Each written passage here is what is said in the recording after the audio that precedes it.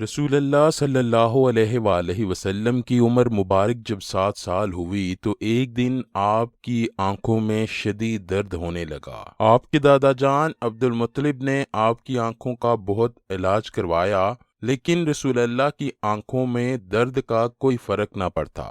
عبد المطلب بہت پریشان ہوئے کہ ہر جگہ سے علاج کروا چکا ہوں، کسی جگہ سے میرے پوتے کی آنکھوں کو فرق نہیں پڑتا۔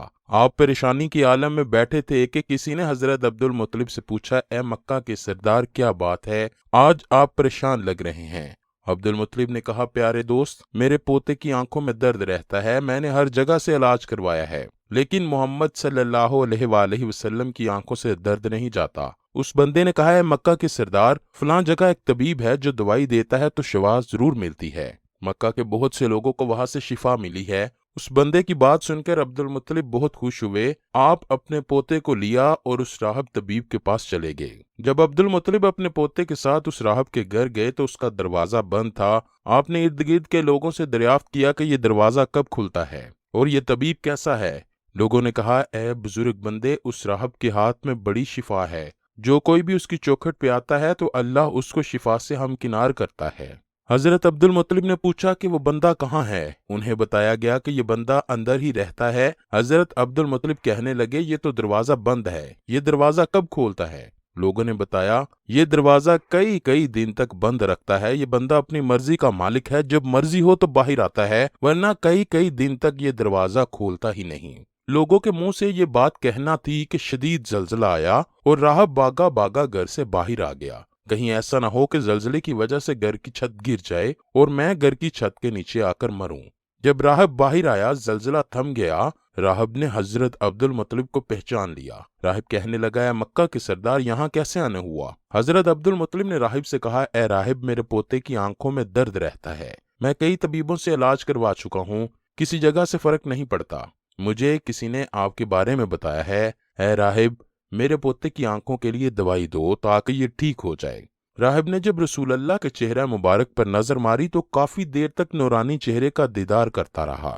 پھر راہب ایک کمرے میں گیا، غسل کیا، نئے کپڑے پہنے، خوشبو لگا کر آسمانی صفات کے چند اوراق اپنے ہاتھ میں تھامے ہوئے کمرے سے باہر آیا۔ راہب کبھی آسمانی کتاب کے صفات کی طرف دیکھتا تو کبھی حضرت محمد کے چہرہ مبارک کی طرف دیکھتا، کبھی صفات کی طرف دیکھتا تو کبھی رسول اللہ کے چہرہ انور کا دیدار کرتا، کبھی کتاب کو دیکھتا تو کبھی رسول اللہ کی زلفوں کا نظارہ کرتا۔ ساری کتابیں دیکھیں، حضرت محمد کو سر سے لے کر پاؤں تک دیکھا، پھر رسول اللہ کے قدموں میں گر کر کہنے لگا، اے محمد، میں گواہی دیتا ہوں کہ آپ اللہ کے آخری رسول ہیں، آپ اللہ کے سب سے پیارے اور لاڈلے رسول ہیں، آپ کے بعد قیامت تک کوئی نبی نہیں آئے گا۔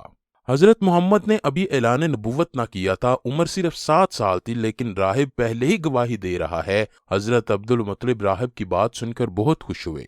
عبد المطلب نے کہا، اے راہب، میں جس کام کے لیے آیا ہوں وہ جلدی سے کرو۔ راہب نے کہا، اے مکہ کے سردار، کون سی کام بات کر رہے ہو؟ حضرت عبد المطلب نے کہا، راہب، میرے پوتے کو دوا دو تاکہ میرے پوتے کی آنکھیں ٹھیک ہو جائیں۔ راہب نے جواب دیتے ہوئے کہا، اے مکہ کے سردار، میں اس کا کیا علاج کروں؟ حضرت عبد المطلب فرمانے لگے، راہب، میں تو اسی کام کے لیے آپ کے پاس آیا ہوں۔ یہ بات سن کر راہب کی آنکھیں آنسوؤں سے بھر گئیں۔ راہب کہنے لگا، اے مکہ کے سردار، آپ تو طبیب کو مریض کے پاس لے آئے ہو، آپ مقدس لڑکے کو گنہگار کے پاس لے آئے ہو۔ اے مکہ کے سردار، آپ تو دو جہانوں کی رحمت کو میرے جیسے گنہگار بندوں کے پاس لے آئے ہو، آپ تو نبی کو امتی کے پاس لے کر آئے ہیں۔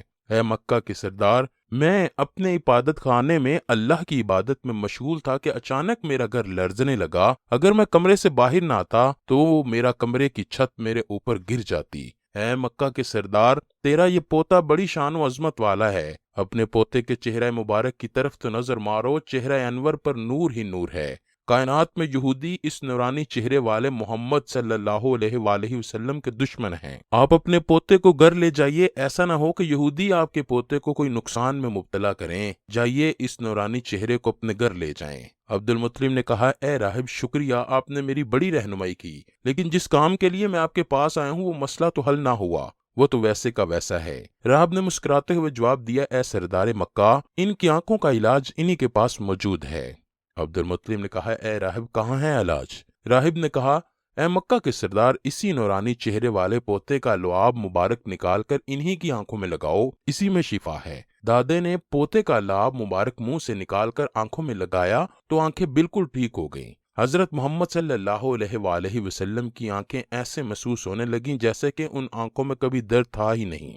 جب آنکھوں میں سکون ہوا تو حضرت عبد المطلب بڑے حیران ہوئے۔ آپ نے راہب کا شکریہ ادا کیا اور جب عبد المطلب جانے لگے تو راہب نے کہا، اے مکہ کے سردار، آپ کا بہت شکریہ کہ آپ نے مجھے سرکار کائنات کا دیدار کرنے کا موقع دیا۔ حضرت محمد کے دادا کہنے لگے، راہب، آپ کی دعا بہت مشہور ہے، آپ جس کو بھی دعا کرتے ہیں وہ بالکل ٹھیک ہو جاتا ہے۔ آپ دعا میں ایسا کیا پڑھتے ہیں کہ جس میں اللہ نے بڑی شفا رکھی ہے؟ راہب نے مسکراتے ہوئے جواب دیا، اے مکہ کے سردار، جب کوئی مریض میرے پاس آتا ہے تو میں اللہ کی بارگاہ میں دونوں ہاتھ اٹھا کر دعا کرتا ہوں، اے اللہ، تجھے تیرے محمد آخری پیغمبر کی قسم ہے، میری دعا قبول کر لینا۔ بس یہ الفاظ پڑھ کر میں جس بھی مریض کو دعا دیتا ہوں اور ساتھ میں دوا دیتا ہوں تو اللہ اپنے پیارے محبوب کے لیے اس مریض کو صحت یاب کر دیتا ہے۔